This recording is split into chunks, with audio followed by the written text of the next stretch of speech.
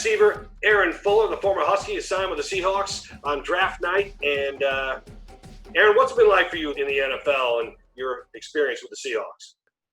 I mean, it's been fun. I mean, just kind of get to know the guys and, you know, the culture they have around this football team and stuff it's pretty awesome. And we get to talk about social events like the stuff going on now and Corona and things like that, as well as football, which you don't really get to see in many places. Does it help you at all, like when you're around guys like that have been in the league for a couple of years? Definitely. I mean, because you get to pick their brain on, you know, how they see plays and how they see certain routes and stuff like that.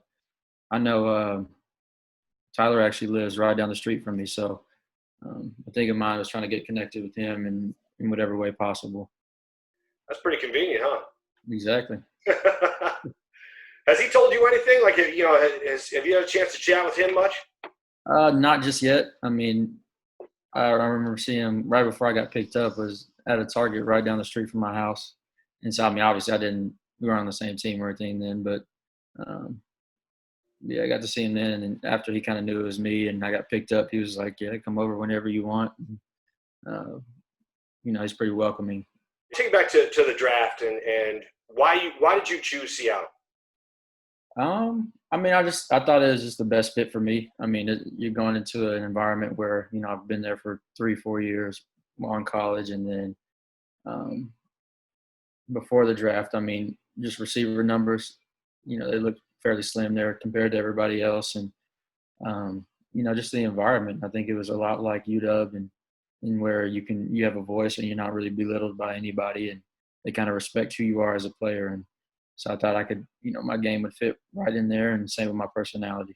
Were there any other teams that were close, like guys that you're sitting there going, man, were you weighing the Seahawks against anybody else?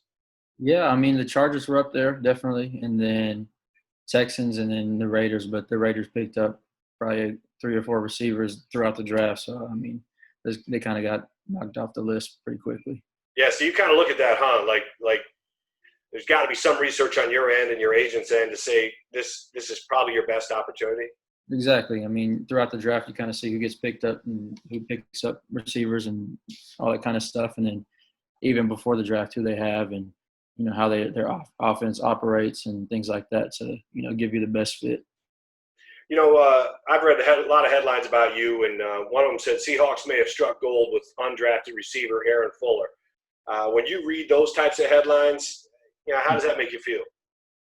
I mean, it's pretty cool. I don't really search for them, but, you know, I definitely have people sending them out to me and things like that. But it's pretty cool seeing people have the kind of trust in you and the trust in your game and things like that when you're going into a place that you've never been before. And, you know, I get a lot of Doug Baldwin comparisons and stuff like that, which is, I mean, pretty dope because, you know, throughout my whole high school and college experience, that's a guy that I kind of looked at as far as football and outside of football. Just the impact he made in that area was pretty cool to see. And, you know, I'd love to be like him. And obviously I'm going to be my own player and my own person, but, you know, that's a great person to look up to. Yeah, the way he you know, I guess that's got to be inspiring for you, the Doug Baldwins of the world and some of these other NFL free agents that have signed. They went undrafted. They went on to have great careers. Do you ever catch yourself looking to see, you know, what other guys took the path that you're about to take? Somewhat. I mean, definitely now more than ever. You know, I had a guy, Jermaine Kearse, that came out of UW and went to Seattle and had a great career. He was actually came back for a little while he was rehabbing to UW this past year. And so I got to get to know him and, you know, kind of pick his brain a little bit here and there. And just his whole path to success and, you know, how he's living now and things like that, which is pretty cool to have, you know, somebody on site and have that personal relationship with. And, you know, hopefully I get to do that with a lot more players and kind of see how they made it in the league from undrafted to, you know, hopefully potential Hall of Famers.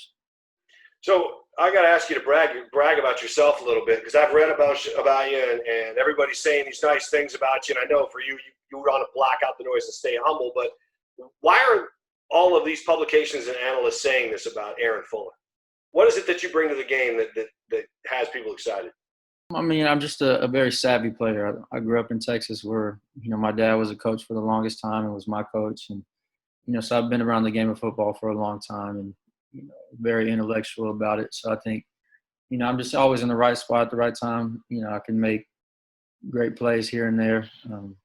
Just very consistent with my play. And I think that's where those Doug Baldwin comparisons came from. We're the same dimensions, height, and pretty much weight. Super intelligent with the game, and you can always trust him. What was it like playing for your dad? I mean, it wasn't as bad as people think. He was a DB coach though, so it was a little weird going against him like one-on-ones and team defense and stuff like that. But it was fun because I got to learn the other side of the ball. So all these coverages and things defense are doing, trying to stop you and stuff like that. You get to bring home and learn every little bit of it and kind of perfect your game of some sort. What's it like playing high school football in that state? I mean, you see teams like Allen and McKinney with these big, just unreal stadiums that are almost bigger than most college stadiums. And so, I mean, every word you hear about it is true. I mean, everything's bigger in Texas. You get bigger crowds. I mean, the games mean more. I mean, it's a big state in general, so you're going to have all types of athletes from north to south to east to west. Yeah, I can't. What's a big stadium down there hold? You say it's a big stadium, and what would be an average crowd for a big time football game down there? The biggest I played in was probably close to 50,000. That's cool. I want to talk to you about the analysts. The first things that analysts say about you is that you have strong hands, and you've proven that. Is that a natural ability, or is that something you've worked on to strengthen your hands? I mean, I would say it's both. I think coming into college, I think my hands were fairly trusted and things like that. But throughout college, I kind of developed just through weight training. And then I think guys like Junior Adams, the new receiver coach, and Coach Pete, and all the offensive staff I had there were, pretty adamant about ways to catch the ball and how to be aggressive catching it and taking it out of the air and stuff like that. So you kind of implement that into your game. And it just makes you more well-rounded. No matter where the ball's placed, you go over there and take it. You caught a lot of people's eyes with these one-handed catches you were making. And the one in Eastern or against Eastern was sweet. Did you have a favorite one-handed catch? Because I do. I would say Eastern is up there, but I think the Colorado one is one of my favorite. Just coming across the field, awkward body angle, and was a key third down play right there for us to keep the chains rolling. And it was just pretty fun. It was one of my first ones as well. So. Yeah, that was pretty sweet, man. It's like you're going one way, ball's going the other, your arm's going the other, and somehow you snagged that thing. Yeah. Like, take me back through that play. Like, when you're running it and you see that ball coming at you, describe that play for me. It's kind of weird. It's just like an instinct. You kind of just a split-second decision, and you don't know if it's going to work out or not, but you kind of just put your hand up there and pray it falls in there. But, I think it's also a lot to do to practice and how you see the ball in your hand and stuff like that. So, luckily I was enough running opposite of the ball and plucked it out of the air and made a key play for us. But guys like you, you practice those kind of catches all the time, don't you? Like, don't you practice just like you would practice getting a foot now 2 feet down, catching with one hand?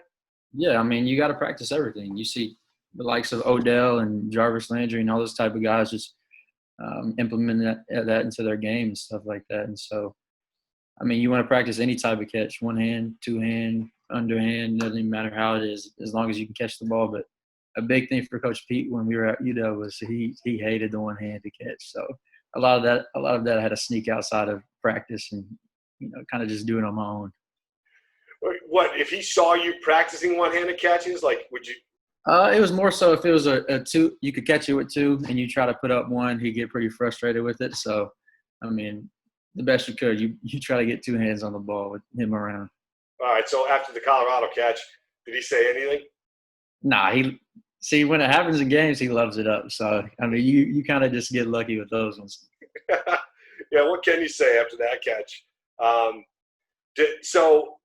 Speaking of the games with the Huskies, did you have a most memorable game that you remember and one that sticks out in your mind? Uh, Or a favorite game you were a part of?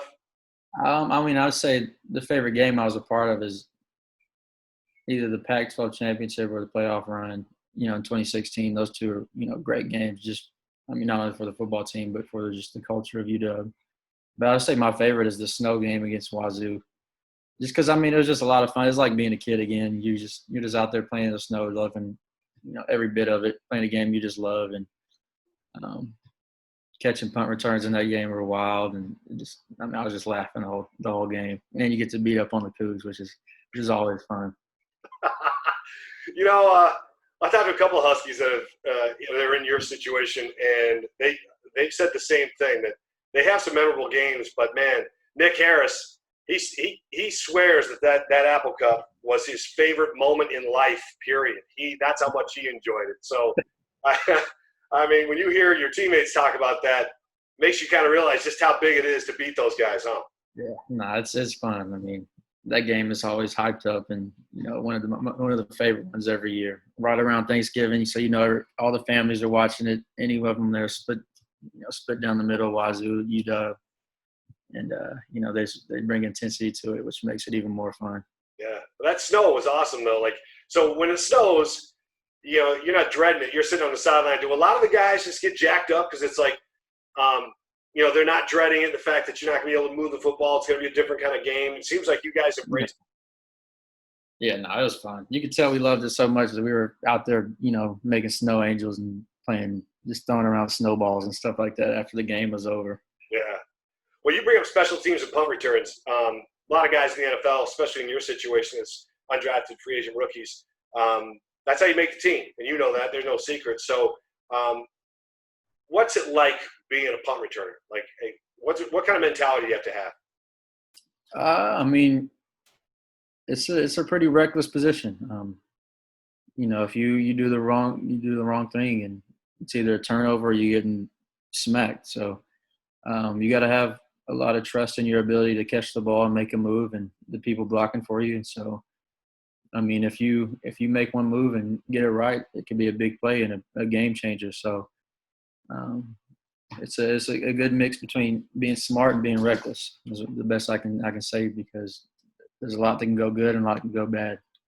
Well, what's it like when that ball's floating in the air, and if it's a good punt, it's going to be over 4 seconds up there. So, and you're waiting for it. These guys are charging at you. You do have to have some kind of – some people say a screw loose, or some people say you just got to be absolutely mentally tough. Yeah.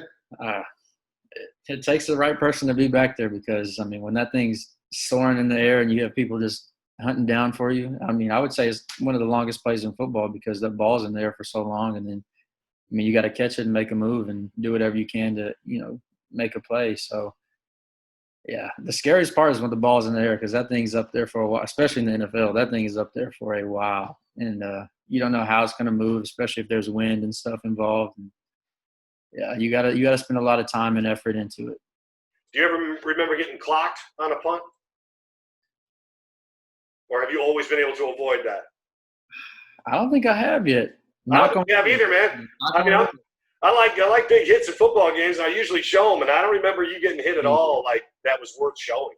Thank the Lord. I mean, I haven't got taken a big hit just yet, so hopefully that stays that way. Yeah. Well, how many did you take back for a touchdown?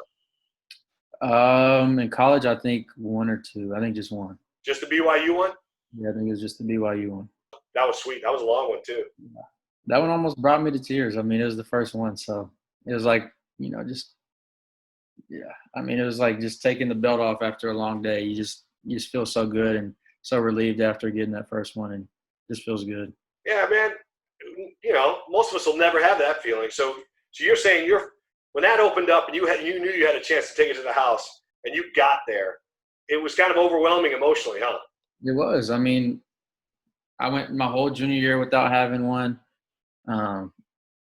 Got a lot of hate for it and stuff like that, and finally got one. And I mean, it's kind of magical. And I mean, that whole game was pretty good. And then just how it opened up and just the love you got from it, it was pretty amazing. Yeah.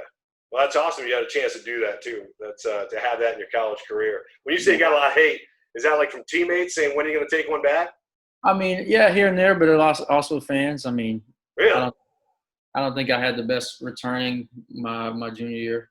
I mean, like you said, it's a hard spot to play, and so I mean, you're pretty nervous when you're back there, and coming after a guy like Dante Pettis, where he's holding the record for most touchdowns returned in a career. It's big shoes to fill. So just the nerves coming from that, and then coming into senior year, I kind of felt more comfortable, and it was just a big relief and a big taking the monkey off my shoulders after that one. Yeah. I didn't realize that. You never want to follow a legend. You want to be the guy who follows the guy who follows a legend. It's tough. Yeah, that had to be big shoes to fill. You're right, man. That's unenviable for sure. Just a couple more for you, and I'll cut you loose. Have you heard much from other first-year players or second-year players, or even guys that have been in the NFL, that tell you better get in the playbook and know exactly where you have to be, because that will give you an edge? I mean, I'm still great friends with Dante Pettis, so I mean, I've talked to him since his career even began, and then playing on the same team as guys like Will Dissly, Ben Burke-Irvin, and then I actually have a cousin on the Seahawks, Kyle Fuller. So he plays O-line and was on the practice squad last year. So, I get a lot of tidbits from them. However, they kind of hit me up, however they can help me with the playbook, ways to get ready for the season and all types of ways. So I think coming into the NFL, I had a good idea and have a good base for people to ask and get that information from. So I mean, so far it hasn't been too bad, but I mean, I have guys around me that would love to help me. How many are you? How much studying are you doing? Like, are you when we wrap it up? Do you go spend a couple hours studying like you're in class? Yeah, for the most part. I think it kind of just depends on the install for the day before. Usually we have a certain section of the install that we have for the next morning that we need to learn. So usually that night for probably a good 2 hours, I'll look at it, and then I'll wake up fairly early just to study it and like kind of understand it before the meeting, and then even watch some film over it. And then any questions I have, I'll shoot them at Nate Carroll, who's the receiver coach, and Will Dissly, just to kind of clarify what's going on. So, I mean, after this, I'll probably work out for a little bit, and then, like I said, a good hour or two of studying. Man, that's full-time. It's a full-time job, isn't it now? It is. I mean, the playbook's huge. I think people don't really understand how big that playbook is and the verbiage they have into it that, gets kind of confusing sometimes. Yeah. Two more for you. Favorite player or team as a kid? Favorite team was the Cowboys. I'm from Dallas. They're right down the street. I mean, there's no way I couldn't love them. I mean, growing up, they were winning Super Bowls. And I mean, it's kind of hard to like them now, but yeah, growing up, they were definitely my team. Yeah. Did you have a favorite player on the Cowboys? I didn't. I just kind of liked the team as a whole. I actually got the chance to play for Deion Sanders in 5th grade for his little league team. So he kind of became my idol after that. And so, I mean, I got to go over to his house, got to meet him, talk to everybody. It was pretty cool. When you say little league, like that's like pee-wee football? Yeah. So he had like a select kind of team organization type thing where right before he made the school it was called The Truth. And so it was from like kindergartners all the way up to 6th grade. He had a team for each division, and he had coaches like Emmitt Smith come out. Michael Irvin was there. There's a handful of other dudes that just Hall of Famers. You got to get to know and learn from. It's pretty awesome. And that was 5th grade for you? It was 5th grade. Yeah. And that's really cool, dude. That's a great opportunity for you as a kid. You probably didn't. Did you realize how big that was when you were in 5th grade, and now you look back at it? I mean, I think I kind of knew, but it was more like just being starstruck. Every time you went to practice and games, you're just in the face of a Hall of Famer. I mean, they're screaming at you, but you're just kind of like just in awe. It's like, oh my gosh, Michael Irvin. Well, so you didn't mind getting screamed at by Hall of Famers, huh? Not at all. That's really neat. That's really cool. So just one. Was that a select team? Did they pick you, or did you try out? Or so there was like a 2 2-part tryout. So the first one was kind of like a combine. Honestly, you ran 40s, did all types of skilled position drills, this, that, and the other, and then like a week later they did like this padded tryout. So I mean, you got to put on the pads and show that you're worthy to make it. And luckily enough, I got picked out. And last one, what do you like doing? You know, it's kind of like the age-old question everybody asks, but what do you do outside of football? Do you have time for anything else? I'm a big outdoors guy, so I'm riding around in my Jeep. Just bought a Jeep. I'm being in Texas, it's always warm, so I got to take the doors, the top off, go fishing. I have a friend that lives all on the other side of Texas, so I went and visited him. Just anything outdoors, pretty much. Probably gonna go hunting for a little bit, probably in a couple of weeks. Yeah. So, What kind of hunt do you do? Like, mainly deer. I have an uncle that has some land out there, and so I'll probably go out there with him. So, you got any fish stories? You got any hunting stories? You got anything good you can get and leave me with? Have you gotten a 10-point buck or an 8-point buck or anything that's? Well, to be honest, I really do not have a story. Okay. I mean, last time I went hunting was years ago, just because of football and stuff like that. So I've been pretty busy, but All right, I want to make sure I'm not missing anything. I actually have a golf story for you, though. Go ahead. I'm big into golf now, but when I was little, my dad was shooting around and stuff like that, and he was going to hit a putt, and I'm over there laying down by the hole trying to aim him up and stuff like that. And I guess he didn't see me, hit the ball, smacked me in the face. Yeah, I was shattered, all types of stuff. It was pretty ridiculous, but that was one of my stories. Where I'm just right in the hole, just kind of aiming them up, trying to get a good view on it, like just trying to help out a little bit the best I can, and just smacked in the face. It was terrible. Yeah, well, it's funny when you tell me now, but probably not that funny back then, huh? I was in tears. Oh man, Mom, and all types of stuff. All right, so you got a lot you got to do, man. You're golfing, you're hunting, you're fishing. That's really cool. You got a lot of stuff to keep you busy. Yes, sir. That's good. You got any brothers or sisters? I do. I have 2 brothers and 2 sisters. And where do you fit in there? I'm right in the middle. So it goes little brother, little sister, me, big sister, big brother. So that's funny, man. So you're right in the middle of 5. Yeah, I get the best of both worlds, though. I mean, I got a big brother, big sister, little brother, little sister. So yeah, good. Everybody's family's probably super excited for you, huh? They are. I mean, it's an exciting time now. It's just ready to get back into football, though. Yeah, good. Yeah, I bet you're just chomping at the bit to get up here and start working out, huh? Meet your teammates face to face. Exactly. Yeah. Well, listen, man, I'm really glad you made some time and I could get to know you a little bit. So that's cool. So thank you for doing that. Sure, no problem. All right, and I'll catch up with you when you get up here. All right, sounds good. All right, thanks a lot, Aaron.